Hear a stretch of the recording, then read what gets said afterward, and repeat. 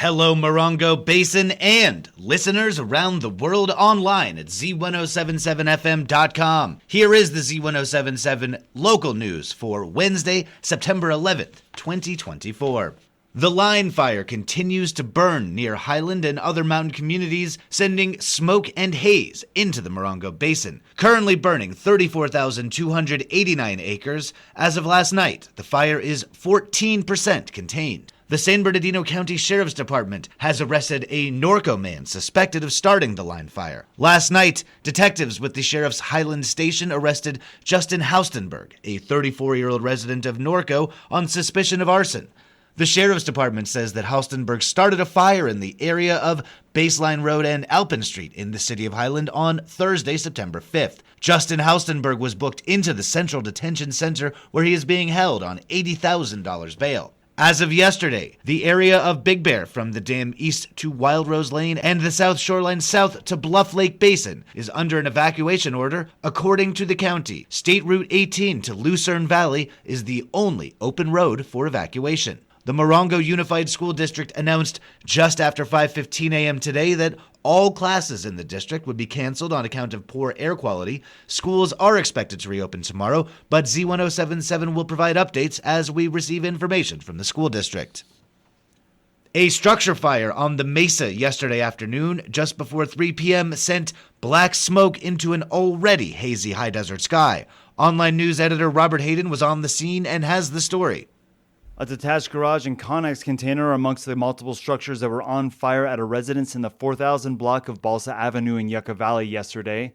3 county fire units responded to the property fire, which is situated at the bottom of a hill surrounded by open desert. County Fire Division 4 Battalion Chief Travis Aguirre says that a welding building was fully involved in flames when they arrived and had partially burned the storage container and an area around it. There was a little bit of heat damage to the main residence. However, crews were able to keep it from actually impacting into the main residence. We did get some extension into the vegetation, but it was kept to about less than a quarter of an acre. He also stated there were no injuries and the homeowner wasn't displaced by the fire. A Bureau of Land Management truck and crew were dispatched north of the residence in the immediate hillside, checking for embers or anything else that could flare up later. When I arrived around 3:15, the wind was picking up and the black smoke was gradually turning white as the firefighters continued to spray down the area. Neighbors Chase and Casey Nyberger were hanging by their truck and were happy to see the fire getting taken care of so quickly. Yeah, I was glad these guys showed up and started hosing everything down because I was getting worried because of all this thick brush. You know, with all the fires going on, it's just, yeah.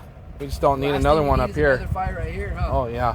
Yucca Valley and the rest of the high desert continue to be socked in with smoke from the line fire, which continues to grow amidst high winds and difficult access. Battalion Chief Aguirre says that despite the multiple fires in the county, none of the Morongo Basin stations have been affected and are still fully staffed and operating and responding as normal. You can see photos and videos of the fire at this story at Z107.7FM.com. Reporting for Z107.7 News, I'm Robert Hayden. The City of 29 Palms held its regular city council meeting last night. The council discussed the fees and processes for obtaining entertainment permits. They also received an update on the self-help housing project and the Tourism Business Improvement District's marketing plan and budget. Here is reporter Hillary Sloan with more. The 29 Palms City Council met last night, beginning with an update from the newly formed 29 Palms Youth Council.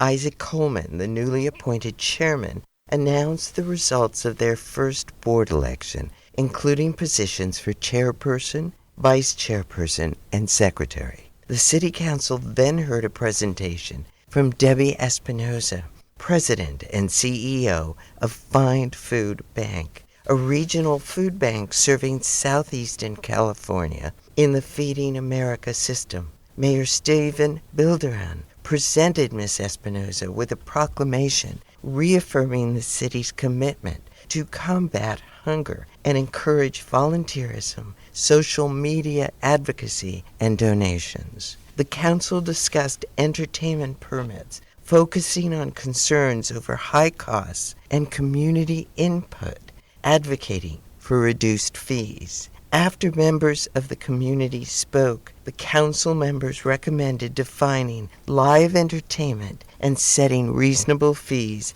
and safety regulations, leaving the issue to staff and the Planning Commission for further review. Additionally, the council received updates on the self-help housing project and reviewed the annual marketing plan and budget for the Tourism Business Improvement District, including a resolution to levy a nightly 1.5% occupied room rate on tourists. Visit Z107.7 for more details on last night's meeting, including updates on the CVHC presentation and the entertainment permit issues. For Z107.7, this is reporter Hillary Sloan.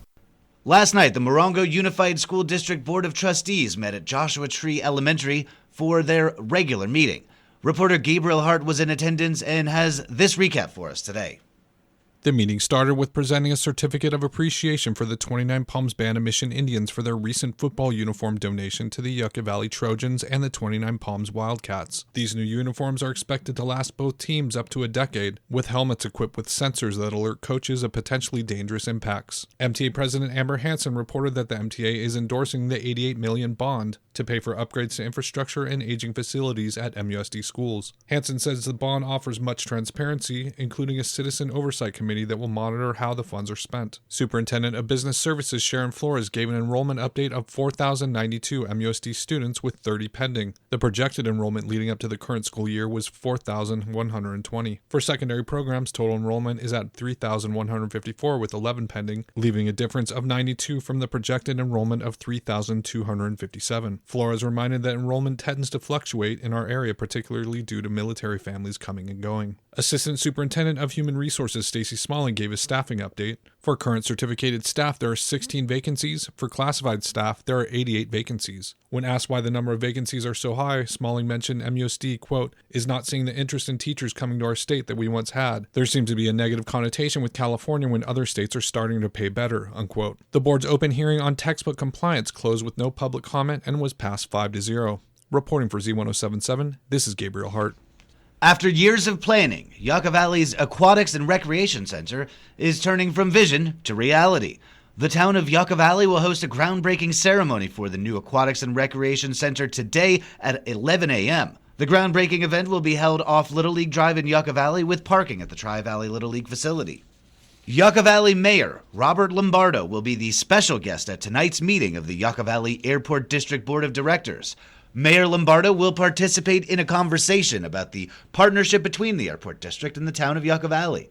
The rest of tonight's agenda includes a follow-up with Burtec regarding street sweeping services, a report from the treasurer, and a consideration of feedback regarding proposed business developments around town. Tonight's meeting is open to the public and begins at 6:30 p.m. at the Yucca Valley Community Center. The Morongo Valley Community Services District Board of Directors will hold a special meeting tonight at 6 p.m. in Covington Park's multipurpose room.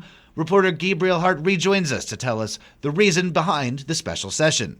In the wake of last week's BLM meeting regarding the proposed communication tower, the board is following up on the community's overwhelming opposition, as well as the CSD's official statement of their own opposition. It is recommended the board discuss recent developments of the proposed tower, as well as review, discuss, and approve their resolution opposing the tower. You can view the CSD's current resolution at this story online at Z107.7fm.com. Reporting for Z107.7, this is Gabriel Hart.